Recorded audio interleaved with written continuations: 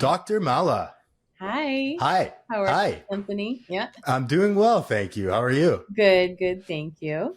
I'm really excited to talk to you today. I appreciate you reaching out. I'm really, as I'm along on this podcast journey, I'm learning so much and more than I expected to learn, to be honest with you. Mhm. And it's a beautiful thing because recovery is not the same for everybody, right? And I think, we were talking about that before we hit record here, that it's a different path for everyone. It's unique, it's deeply personal, Yeah. and I'm excited to get into that with you. Me too. Thank you so much for having me.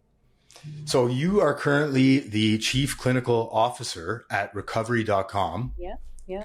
And I've spent a lot of time on this website. Actually, it's really useful, really cool. Is it global or is it just North America? Nope, global. 100%. Okay, that's what I thought, because I'm pulling it up and I see all the treatment centers, near me in Canada, and there's a lot on here that I didn't even know existed, right? Mm-hmm. And there's a deep dive about everyone, all the information. It's kind of like it's like Airbnb for for rehab.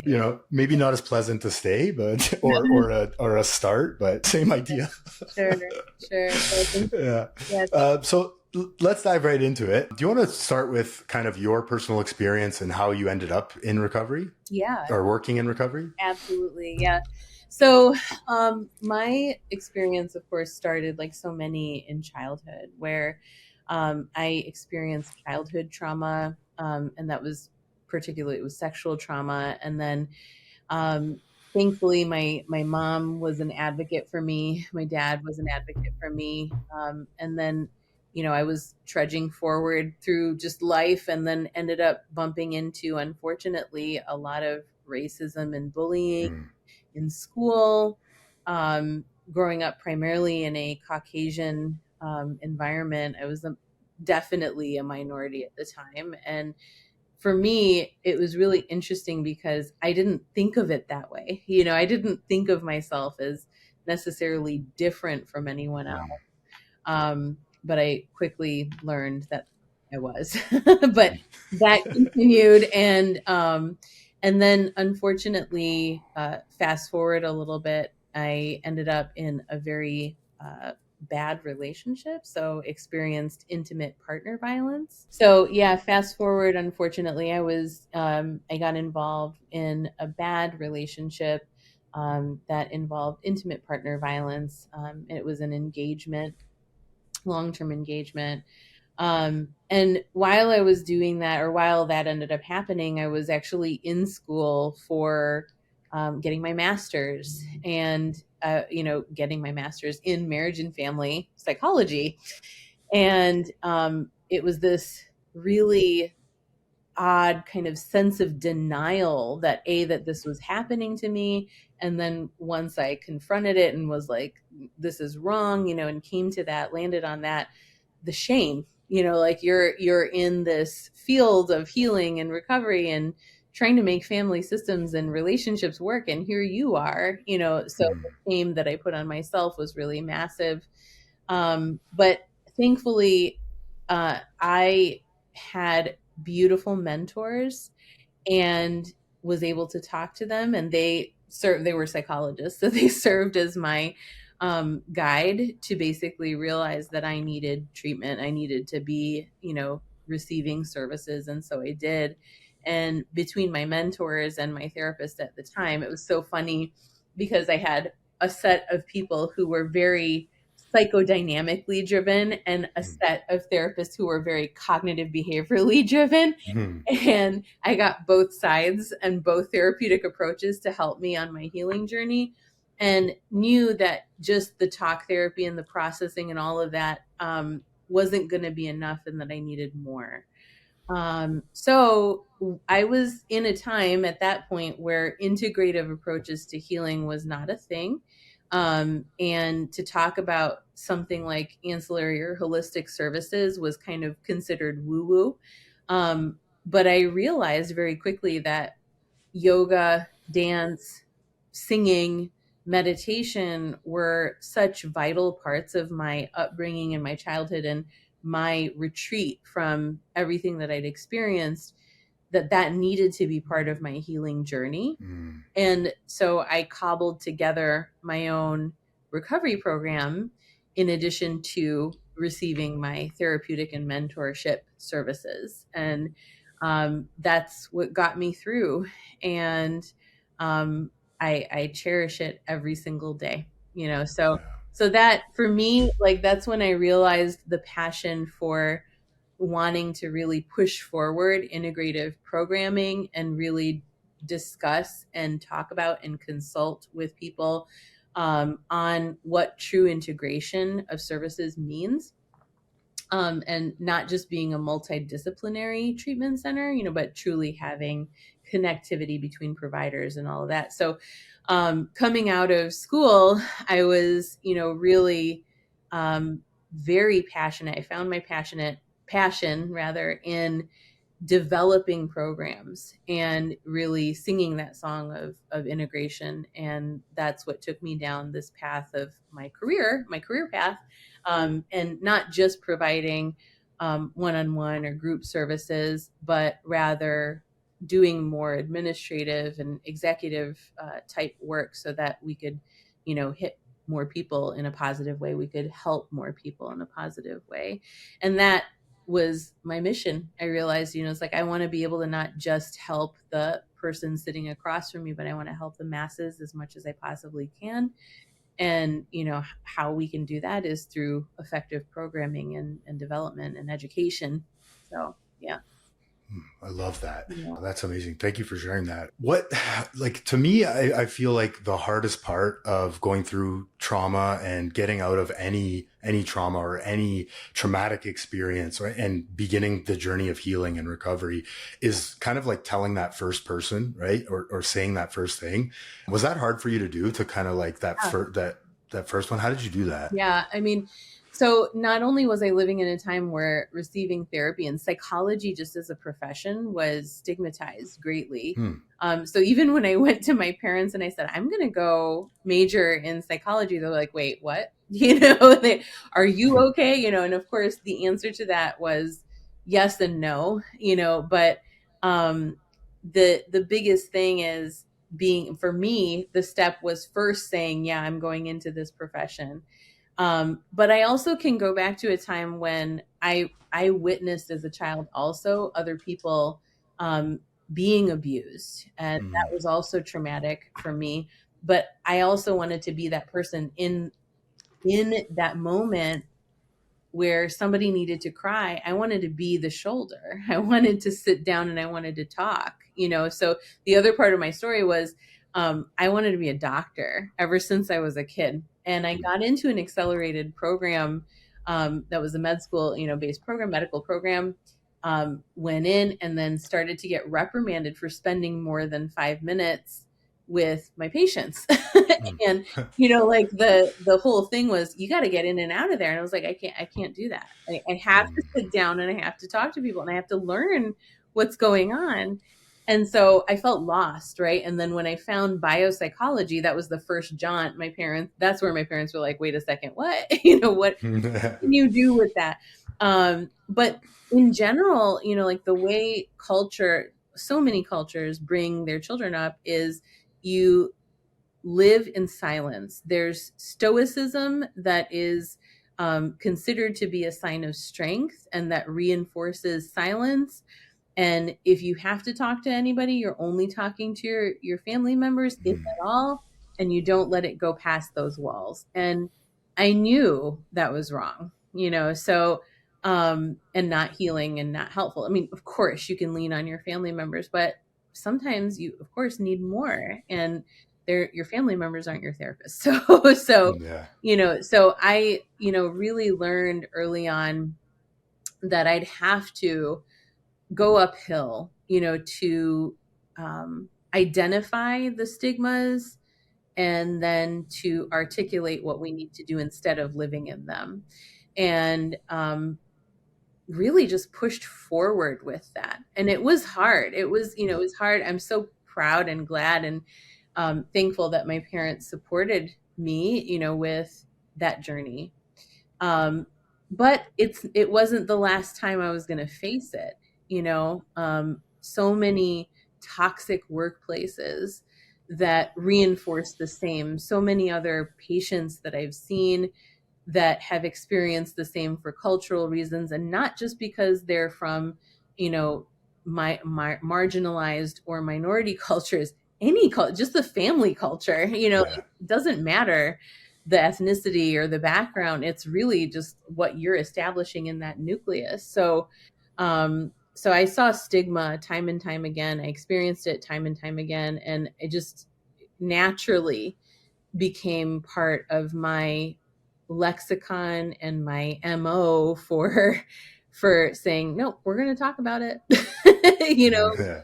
it's going to be difficult, but we're going to talk about it, and we need to talk about it to be able Yeah. to make any type of progress. So yeah, it was hard, and it still is. There are moments where it's hard, and because also from a professional standpoint, you know, being a provider, one of the things that providers have been taught is you keep it all, you know, compartmentalized. You don't share. You know, I was brought up in an era where sharing experiences was not part of what we did from a therapeutic standpoint. And that was reinforced in my programming. And then it started to change where, nope, sharing can be helpful. You know, so that started to evolve, which was so great. And I'm so glad that that realization occurred. But it wasn't until recently that, even from a professional standpoint, I felt like I could safely say, here's my story. This is what it looks like. And just be completely blunt about it all. Yeah. Yeah. From my standpoint, I can't tell you how much it's helped me that Mhm. I've had both. I've had, as a patient, I've had therapists that share very openly about their experience, their lived experience, Yeah. whether it be with addiction, mostly with addiction or any trauma, but mostly with addiction. Mhm. And then I've had the like stone cold psychologist where it's like, I'm talking to like AI almost that's Yeah. trying to like figure me out and fix me. And I can't tell you how much it's helped me to have that shared Mhm. lived experience, Yeah. because I just feel more comfortable sharing about my stuff, right? Yeah. And so yeah, that's what I was gonna ask you that too, is like the importance of lived experience. And I'm really happy that that shift happened. What do you think caused that shift from, you know, you don't say anything to now we can share openly Yeah. with patients? I mean, like you said, you experienced both, right? You know, so it's still with us. And, you know, one school of thought is that the shift happened because there was evidence showing that Mm. sharing made healing more accessible, right? That's what I've experienced time and time again. You know, we're not, providers are not gods. Yeah, You yeah, know, like yeah. we You're don't, human beings. right, we're human beings where, Yeah. you know, like there is, and the other factor here that I think just really sums it up beautifully is that there is healing to be had in connection, and how Mm. you're building that connection and that rapport is going to make a difference. Now, I will say this. I went into marriage and family psychology. That was my master's degree. And then my psychology degree, my doctorate was in psych and clinical psych and educational psych. And um, when I did my master's at the time, going into the profession, I wasn't married and I wasn't engaged. Mm. Then I ended up in my relationship, and that's where I was, you know, the intimate partner violence was happening. It was an engagement, blah, blah, blah. But in sessions, you know, a lot of times, especially during that time, it would be like, well, you're not married. How do you know? Hmm. Right? Yeah. You know, Yeah. and even when, you know, so one of my other specialties is military psychology, working with the military. Well, you haven't been on the field. How do you know? Yeah. Right? Yeah. You're right. I don't know. Teach me. Tell me. Mm. Tell me what your experiences are. So I believe that lived experience is definitely helpful, but it's not mandatory to be able to help someone on their journey. Yeah. Yeah. Yeah. I love that. There's lots of, you know, techniques and ways that you can, you know, assist in talk therapy, right? Yeah. So, Yeah. you know, you don't have to be exactly lived the same experiences. It's a good point. Yeah. Yeah. What, in your experience, what makes some addicts or alcoholics, what's the kind of like corroding thread that gets people sober and keeps them sober? So what's the corroding thread that Yeah, maybe I said that wrong. What's kind of the congruency? Like, what works for people that stay successful in recovery? yeah, in my experience and what I've seen, it's consistency. It's knowing that they have a really good therapeutic and non-therapeutic support system. And it's being able to be outside of the therapeutic system and having elements of healing that are still therapeutic, but they're not considered necessarily therapy, so that kind of like enhances the quality of life, anything that enhances quality of life. So what I've seen is consistency in making sure that you have your therapeutic, alliances with people, your providers, your groups, whether that's a treatment center that you even graduated from and you keep up with their alumni program, Yeah. that kind of a thing. Or even if you decide not to do treatment center and you're with just your providers, your PCP, your specialists, physicians, your mental health providers, whoever, peer support specialists are amazing as well and help on the recovery journey too. You have to have a system that works for you. You have to identify that system. And when people find it and they get into that groove and then they create that sense of kind of structure and discipline for themselves, that's what I've seen be most successful. Yeah. This idea of connection, right? Yep. Outside community connection. Mm-hmm. Yeah. I've seen that for me too. Every time I've relapsed, I can say that I was isolated before the incident, right? I was keeping things to myself. I had these great ideas about how I was going to fix my insides, and I wasn't really bouncing them off mentors, off people in recovery, off family members. I got this, right? This kind of ego inflation was happening. Yeah. Can you talk a little bit about like types of treatment centers and, what kind of types of treatment centers there are? Sure. So there's so many. And this is where I'm going to plug in like recovery.com. This is a tool that I wish I had when I first started in being a provider, and oh my goodness. So anyway, let me summarize this. So recovery.com is basically a beautiful place where you can find treatment, any type of treatment that you need. You can filter to your insurance. You can filter to your locations that you're preferring to be in, as part of your journey, and then start your search from there. There are lots of different types of treatment centers, and some are traditional 12-step focused, while others take more of a hybridized approach and will say, yeah, you have 12-step as an option, but there are other approaches that we can take and we can customize the programming for you. There are also, of course, treatment centers are going to offer things like inpatient services, outpatient services, residential programs, detoxing programs, and even sober living to help with transitioning. So there's a lot of different options out there.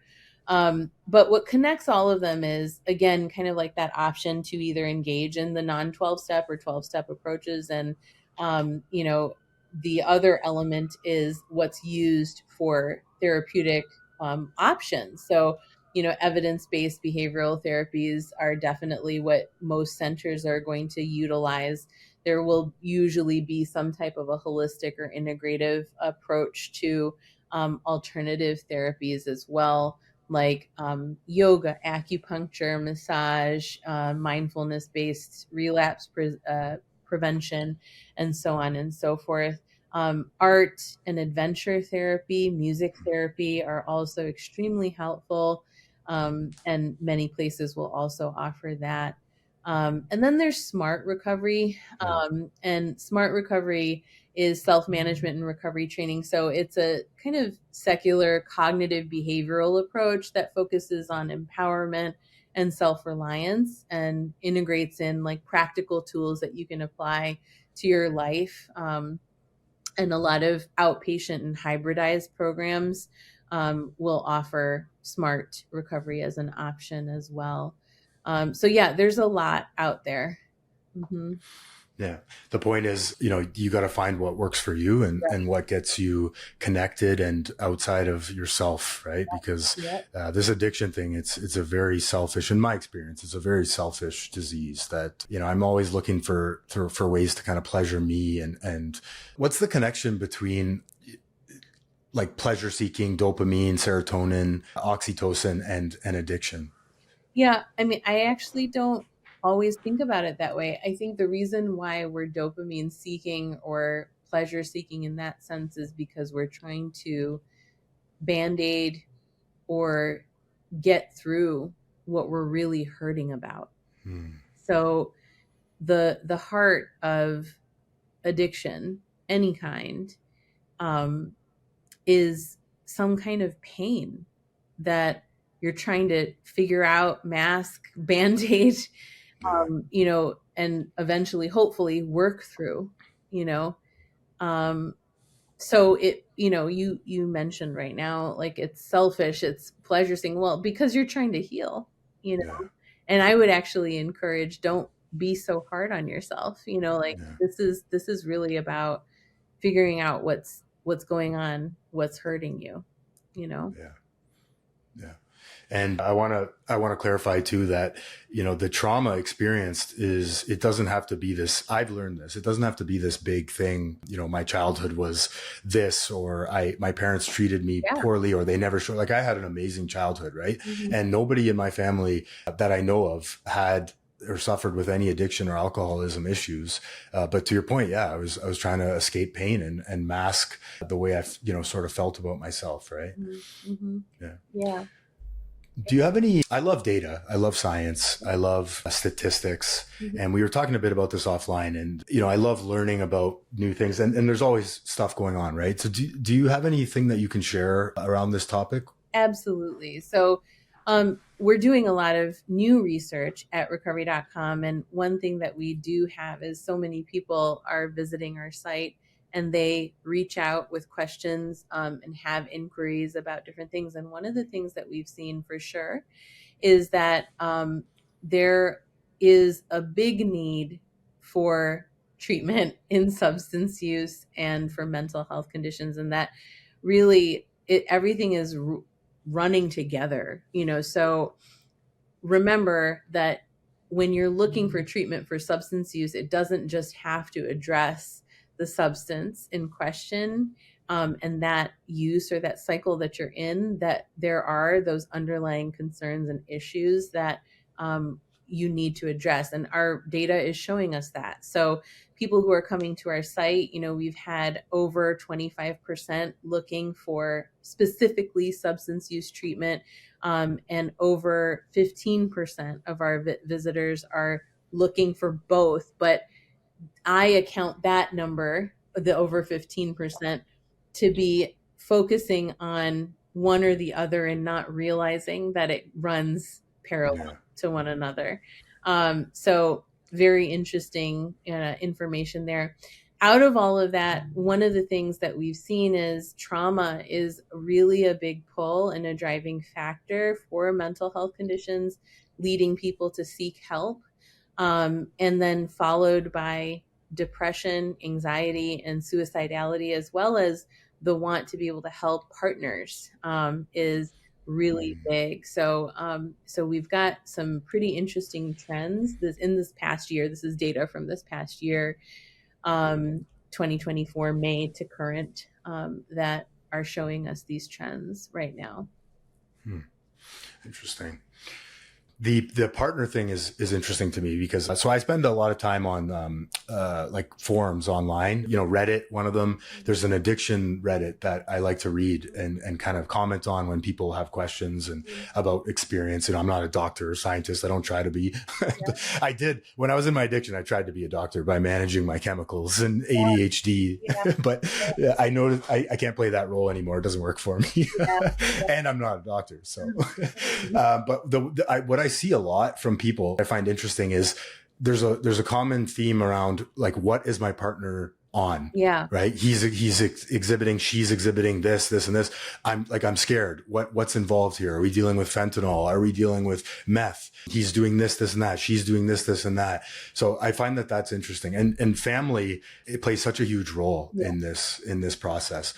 What do you think about family and support systems and how essential they are to someone's recovery? Yeah, I mean, it's going to vary from person to person, but when possible, and if, in a good place, I would say, is that there's two ways of looking at it. One, if there's healing that is needed to happen and resolution that is needed to happen as, part of the family unit, then I highly recommend that, because that's part of addressing those underlying issues. Yeah. May be a concern, but that's going to be at your pace, and with the guidance of your therapist when you're ready to do that. But if you feel good with your family unit, like you mentioned yourself, like no issues with family, you love them, great childhood, etc., then having them as part of your support system right off the bat and integrating them into psychoeducation is essential, and it's really, really good. Psychoeducation in general is really a good idea for anybody that you consider your family, whether that's the family you were born into or the family that you choose. And creating, a system that is going to support you and be like, okay, here's all the education. This is what I'm going through. This is what I need. Weaving them into your sessions as with family sessions, group sessions, whatever. There are also separate groups that family members can attend as part of treatment programs that are really good and very helpful, that I highly recommend too, because, as the support system or as the person outside of the person who's recovering, you're also going to be going through a whole bunch of emotions, and it's important to process those. So I can't recommend, getting your own support as well enough. Yeah. A common thing I hear, and I experience this too, is I go to rehab, I heal, or I do a large part of my healing journey. I come home and I'm like ready to go. I'm fixed. Let's go, everybody. I'm sorry for doing everything, but I'm back. Mm-hmm. And you come home and it's like you left a tornado in the house, right? And everyone's kind of cleaning up the pieces, and they haven't really done the healing yet. Right. So my treatment center offered a family program, and now my mom is a proud head of the aftercare for the family. Yeah, she loves it. She loves it. How wonderful. Yeah. That's so great. And I think she's come to a point now where she's realized, much like myself, that a lot of this healing journey is in helping other people. You've realized that too. Mm-hmm. There's it's kind of like teaching, being a teacher, and you learn the content, better, faster. You learn more about the content by teaching others. I've come to the realization that I need to help other people to get outside of myself. And I think my mom has too. She helps a lot of people, a lot of family members. Yeah. That's so great. Yeah, no, there's definitely healing to be had when you're ready in being able to be of service to others. And it definitely was part of my own journey from the beginning. So I can relate to that as well. Yeah. Mm-hmm. You talk a lot about recovery literacy. Yes. Do you want to describe what that is and why it's important? Yeah. So recovery literacy, this is about educating as many people as we possibly can to help them along their journey, no matter what that journey is and where they're at on that journey or what role they're playing on the journey, right?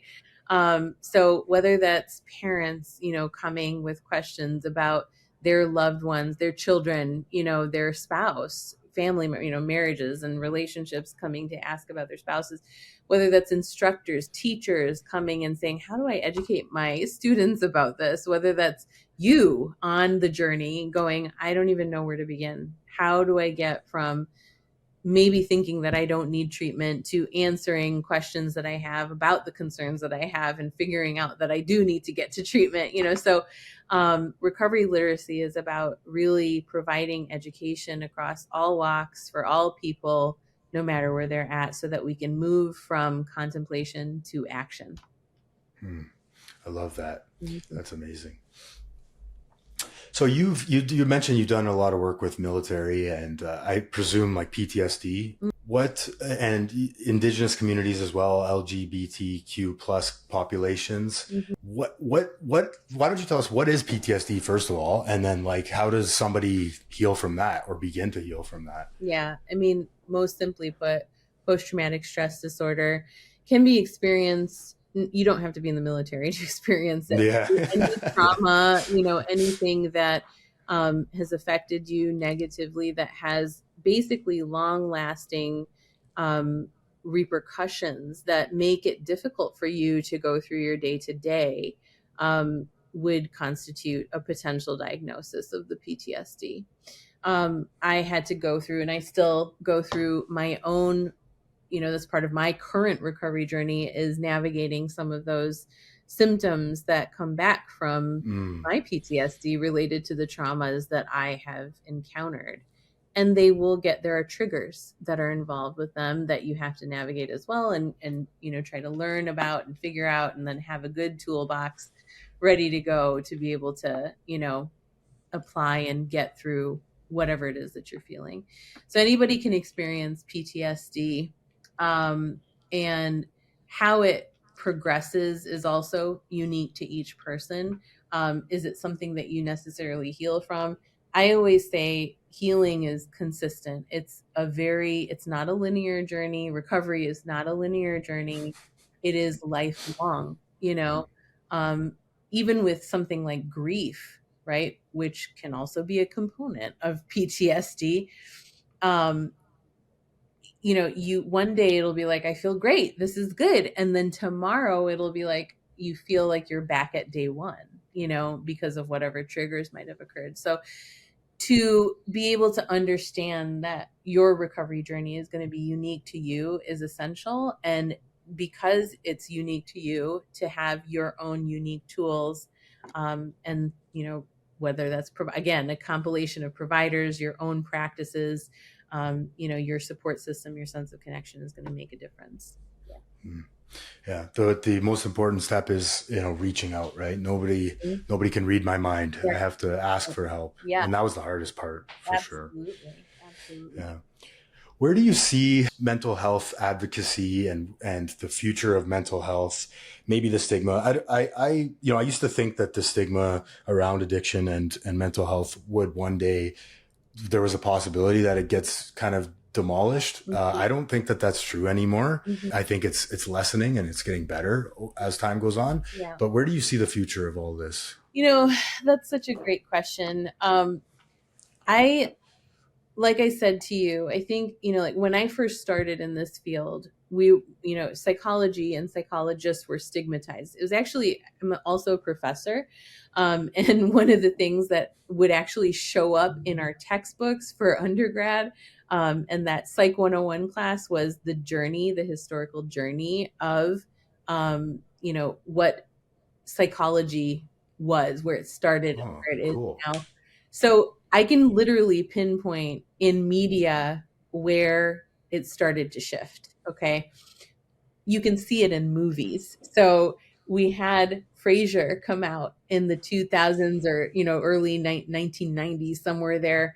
And that's when the concept of being a shrink started to turn over to psychologist, and that being revered. So I'm actually really thankful for that show, because quite literally in the timeline of psychology, that is what helped with the initial destigmatization of psychologists and psychology as a profession. And what I loved also about that show is that he was a radio talk show host. So he was putting it out there to the masses and talking about what we were experiencing psychology, which truly is a subject that, is in our day-to-day life, and how we function and how we behave and how we react to things. And he was putting it out there to the masses. And that also helped with destigmatizing the profession. So we started to go, from that movement into still having to navigate silence and stoicism, as I mentioned. And I feel that in the past, decade or so, we have made huge strides to being able to talk about things that we haven't been able to talk about before, and embrace mental health and healing and recovery in huge force. And I'm so thankful for that. Unfortunately, though, with a lot of what's going on in the world, I'm seeing a regression. There is an increase in fear. There's, the fear of, again, even saying that you need help, the fear of being able to identify in certain ways, whether that's for your race, ethnicity, gender, etc. It's starting to come back again. And I'm seeing a resurgence of silence as a result. And that concerns me. Um, Although I will say, while that is happening, because we kind of had this push of being able to, break the silence, there are so many more people who are true advocates. And we're seeing so much more movement and energy in being able to have recovery-based services, that I remain very hopeful. So, I mean, the future of mental health, from my view, it's not just clinical, it's collective, and it needs to be deeply integrative. And I think we can move forward towards a model and a system and a collective way of thinking where we're not just treating symptoms, but we're looking at transformation of our systems, the system that is most immediately in front of us within our family, all the way to our community, all the way to our nation, all the way to our world, right? So, my hope is that we can continue to push forward. Yeah. Yeah, it's true. I would say too, like with social media, you're seeing a lot more, these influencers that are in sobriety, and they're kind of making it look cool, right? And I think that that's important. Say what you want about social media. There's a lot of pros and cons to it, but I think the idea of, I don't know, a 20 something or, 18-year-old that's struggling and doesn't know what to do, seeing this kind of, person that's looks like they're having fun in recovery and looks like making it kind of cool, if you will. I think that that's very important, and I know a few here in Toronto that I've met just in my time of doing this podcast. And I think that that's important. Yeah, it's very important. And I think it's important to identify also kind of like the two sides to it. I've actually worked with a lot of athletes and musicians and political figures as well. And one of the things that is a common theme, unfortunately, is that it's almost a prerequisite for you to have an issue and then be in recovery, and that then gets classified as you being in the in group, or now you are truly one of us, so almost a prerequisite to be a musician or to be a political figure or an athlete. And I want to caution everyone to that, so while I'm very thankful to social media and influencers for being able to share their story and destigmatize, for sure, I don't want people to think that this is a cool thing to do and a prerequisite in order for me to be part of any type of, classification of group, whether it's a profession or otherwise. Yeah. Yeah. And I definitely don't recommend. Yeah. I'll tell you right now, it's a progressive disease, and I'm an advocate of that. It does get worse. When you go back out, you pick up where you left off, and it does get worse. So I don't recommend that to anybody. Yeah. No. What are some tools and insights that somebody can walk away with? They don't know what to do. They're struggling. They're feeling alone. Nobody gets them. What's something they can do right now? Go get help. And if you need something that's, private, that needs to be quiet for you to figure things out, again, starting at a place like recovery.com is not a bad place to start, because it's going to give you all the education that you need and hopefully answer a lot of questions that you might have. But more than that, also, like, do the search, find the support system. That's the most important part, is like, find the support system that works for you, your friends, your family, saying, this is what I need to do. I need help getting there. Reaching out to a provider, whether it's your PCP because you've got one, and saying, I don't know where to begin, please help, like that. Just saying that first line is so important and so crucial. I can't recommend that enough. And it will be challenging, but it will have major rewards in the long run. So get the help. Yeah. Yeah. Awesome. Okay, I want to get some lightning round questions from you. Sure. Say the first thing that comes to mind, or maybe, yeah, let's do that. Yeah, sure. Why not? Yeah. What's one word that defines recovery? Oh, one word that defines recovery. That's a hard one. Yeah, you got me right at the beginning. I mean, so many come to my mind. That's why it's like, healing, connection. Yeah. Love it. Yeah. What's a favorite book or resource for trauma education? Bessel van der Kolk's The Body Keeps Score. Yeah. Oh, I've heard that. Yeah. I've heard that's good. Yeah. The Body Keeps Score. Yeah. I got to read that. Really good. Yeah. My therapist recommended it to me. Maybe I should read it. Yeah. You can do it on Audible too. So if you need to listen to it, it's really good. Yeah. What's a healing tool that you swear by? Oh, meditation for me is my non-negotiable. Yeah. Yeah. That's a good one. Mm-hmm. And then finally, what is the most misunderstood thing about brain health? Oh. Well, I mean, we hear it in the language. You're so crazy, right? And that's part of the stigma that I feel we've, had to overcome in that timeline of, psychology as a profession and as a field. People have equated brain health to something separate, but it's no different than going to the cardiologist and getting treatment for your heart issues. Your brain is an organ in your body. So, when we're talking about brain health and we're talking about mental health, it really needs to be no different in our minds as going to the PCP or going to the specialist for an ear, nose, throat problem or a heart problem or a gut problem.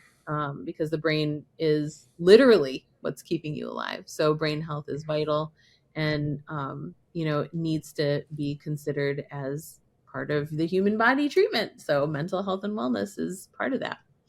Yeah.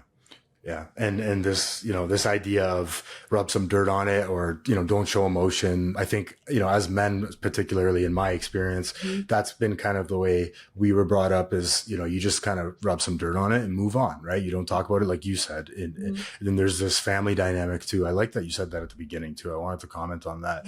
But we don't talk about the family to people outside the family, right? And it's not culture specific. It's family specific to your point, right? So, the help is out there if you're willing, and all it takes is that one first step. Yeah, absolutely. Yeah. Amazing. Thank you so much for your time today, Doctor. I appreciate it. I learned a lot. There's a lot of good information in there. And where can we find you at, or where can we find? Recovery.com is pretty easy and straightforward. It took me 2 seconds. Absolutely. Yeah. Recovery.com, beautiful resource. For me personally, my social handle is at the official Dr. Mala. My personal website is drmala.net. Yeah. Perfect. Amazing. Thank you so much. Thank you so much for having me, Anthony. It was a pleasure. Thanks for listening. Please help us grow the channel and like, share, and subscribe for more content. The discussions and stories shared on this podcast are for informational and motivational purposes only. This content is not a substitute for professional medical advice, addiction treatment, or therapy. If you or someone you know is struggling with addiction, please consult a licensed physician, addiction specialist, or mental health professional. You are no longer alone.